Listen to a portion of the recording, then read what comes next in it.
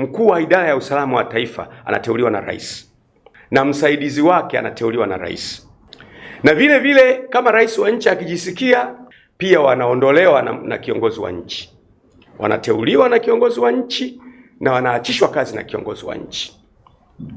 Vile vile kwenye jeshi la polisi, vile vile na jeshi la wananchi CDF, vile vile magereza, mkuu wa jeshi la magereza pia na yeye anateuliwa na mkuu wa nchi na anaondolewa na mkuu wa nchi.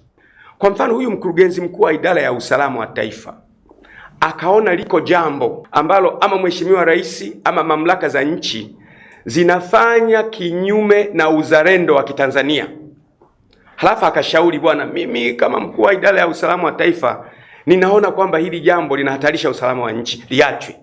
Anafukuzwa kazi. Lakini alichofukuziwa sio kwamba amefanya kosa, anatetea masilahi ya nchi, ndio maana kimemfanya afukuzwe kazi.